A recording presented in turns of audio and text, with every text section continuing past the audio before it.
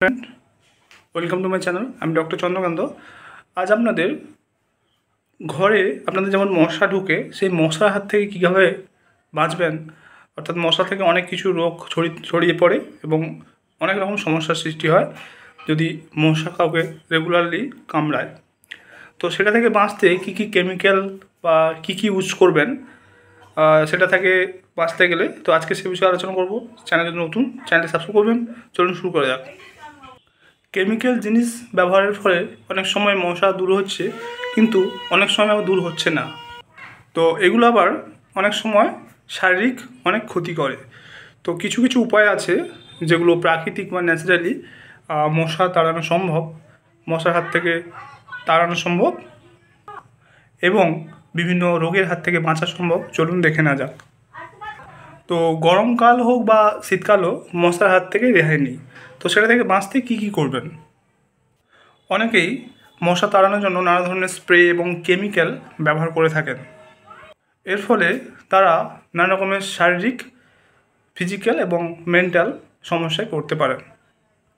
এই কেমিক্যালের পরিবর্তে কিছু ঘরোয়া উপায় আছে যেগুলো বেছে নিলে খুব ভালো হয়। চলুন দেখে নেওয়া যাক।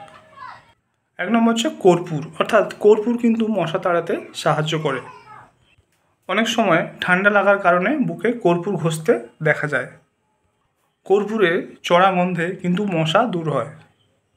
প্রথমে ঘরের সমস্ত দরজা জানলা বন্ধ করে দিন।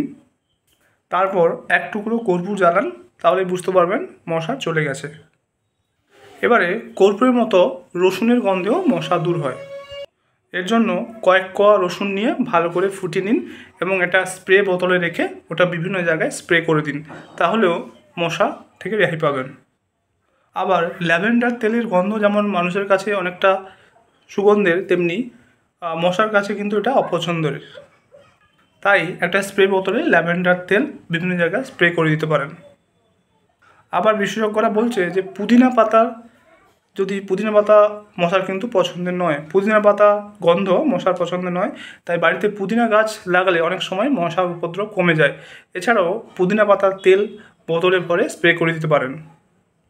তো আজকে জানলেন যে কেমিক্যাল এবং বিভিন্ন কয়েল কিংবা বিভিন্ন স্প্রে ছাড়া ঘরোয়া উপায়ে কীভাবে আপনারা মশা দূর করবেন এবং মশার হাত থেকে রেহাই পাবেন। আজকে সেটা জানলেন। আপনারাও এটা চেষ্টা করুন, অবশ্যই ভালো ফল দেখা যাবে। তো আজকের ভিডিও এই পর্যন্ত। চ্যানেলটি নতুন, চ্যানেল সাবস্ক্রাইব করবেন, ভিডিওটাকে লাইক করবেন। Thank you for watching.